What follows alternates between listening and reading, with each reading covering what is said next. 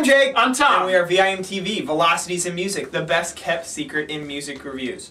Second album into 2013, and we are so excited for this one. My Bloody Valentine, MBV. Everyone, all the music reviewers that ever lived are all over this. Some of them even came back from the dead to review MBV because it's been 22 years since My Bloody Valentine released Loveless. Yep.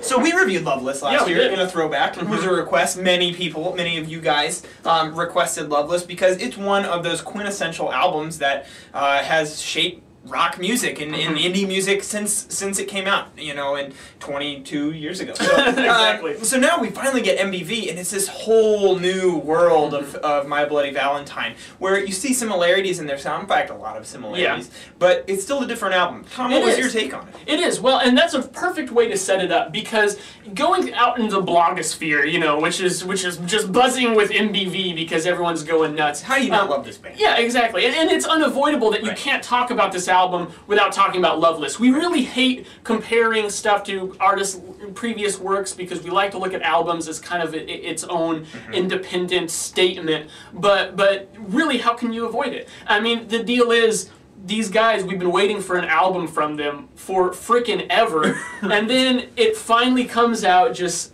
out of nowhere. And it's the one caution I will say to everyone is this, is that a lot of people are saying it sounds exactly like Loveless. A lot of people are saying that it sounds nothing like Loveless. Both of those camps are wrong. Yeah. The whole point of what you need to do when you listen to music, if you're going to be comparing and contrasting something, is identifying what elements are the same and what elements are different. Exactly. So if you're focusing on the things that are the same, you're going to say, oh, this is just the same as what it was before, and you know, that pisses me off. And if you're like, oh, this is so different, I was hoping to hear exactly the same thing as I heard 22 years ago, then you're going to get pissed off. And that's exactly what I've been seeing as I read what people are saying. There's a lot of pissed off people. There are, yeah. Which honestly, I couldn't be more happy with this. Yeah. I think it's a good direction. I think they kept enough the same. But anyways, let's kind of jump in and talk about what those similarities and differences are. Sure. Loveless kicked ass with guitars. Yes. What does this album do? This is much more beat oriented. Oh, very much so. Much more. I mean, you still have that washy kind of thick guitar, but it's mixed very differently. Yeah. It's not overwhelming everything. Well, while you still can't always understand what Belinda and Kevin are singing, you can actually hear their voices a little more clearly. Right. And that's definitely true. I mean, throughout this entire album, you just have this thick layer of just this wall of sound that you have to dig through to hear any melody underneath it. And that's very much in contrast with what Loveless was, which Loveless, the guitars drove the melody, and it's what set up all the hooks and made it so infectious, where this album, you have to work for it. But the thing is, and that actually got me, it kind of caught me off guard at first. I was probably in the camp that, this isn't like Loveless! I'm so upset! And then over time I realized, oh man, actually this guy, you know, as wise as this man is that I sit next to for 3 years now and talk about music, he's like, well, you just got to get through that first layer of just buzz. And if you can get through the production,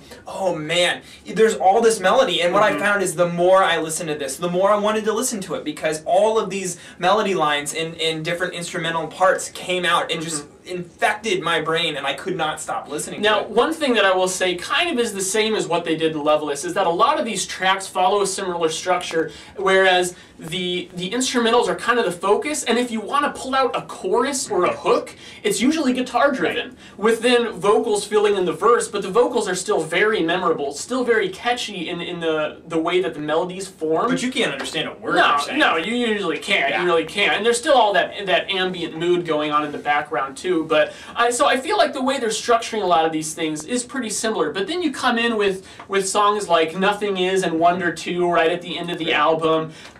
Is This and Yes, which is just kind of almost more like an in-between track. I'd call it like the tree fingers of this album. I think you and I mentioned that to each other. Nothing Is very much a transitional track too. I mean, it's literally just this industrial beat over and over again for 3.5 minutes. So I mean, that sort of sound that they're incorporating on this album is what makes this album so very much different than Loveless, because you're getting more of a thoughtful, not necessarily jammy, because these songs all have a premeditated feel to them. They like, this is planned out, and well, he's had freaking enough time to plan it out. No kidding. It better be planned out. But you're right. There are a couple tracks that are more transitional on this album, so that kind of begs the question. Maybe a slight criticism here. There's 9 tracks Yeah, on this there's only album. 9 tracks. 2 of them are relatively long. I mean, we have, what, 8.5 minutes of transition on this album on a 9-track album. There's 8.5 minutes of transition. This isn't a long album to begin with. You really only have 7 actual tracks here. What does that mean? I mean, can you call this a full album? I think you can. See, the saving grace for me is that the highlights on this album are killer. I mean, when we reviewed Loveless, we talked about there's a string of songs right in the middle of the album with While You Sleep, Come In Alone, I Only Said, and Sometimes. Those, to me, are like, oh my god, perfect right in a row. And the songs on this album that I would put up there with that is Only Tomorrow, Knew You, In Another Way, and still, I even really like She Found Now, and If I Am, and Who Sees You. Those are all great tracks to me. I think you just named all the tracks. Most, besides the transitional ones. Which to me, there's kind of the 2 tiers, like there's the really stellar ones and then the ones that are still really damn good, but just don't stick out quite as much. But honestly, to me, Loveless played the same way. Right. I mean, Loveless had, what, 11 tracks, and one of them was like a 30-second transitional track, and then you had the highlights, and then you had the songs that were still really damn good, but just not quite as good as the highlights. At least that's the way it played for me. And MBV actually plays pretty similarly. In fact, I would almost go out to say, don't freak out, I'm going to say something about this album is slightly better than Loveless. I think it flows a little better. Yeah, I think Loveless is much more a song-by-song album, and that's part of the beauty of it, because those songs were just so damn good. Here, they're trying to make more of a flowing experience, and I think it worked. Yeah, and I mean, between the listenability, the flow, and how they've set up the album, and then you couple that with that muddy production where you just have to get through it and to kind of hear the melody underneath it, it makes for kind of a trancey listen. Like, you can put it on and just kind of have this very atmospheric listening experience, and it makes it so that it's a really kind of a peaceful listen. Now, whenever you have that, though, it does kind of up the requirement of listens before you'll actually fully dig into the album. Quite a while. Oh, yeah. It actually took me probably 7 or 8 listens before I actually felt comfortable with this album, and then another 7 or 8 on top of it to fall in love with it. So, I mean, I've listened to this album a ton now, and I just want to keep listening to it. I really like it. Too.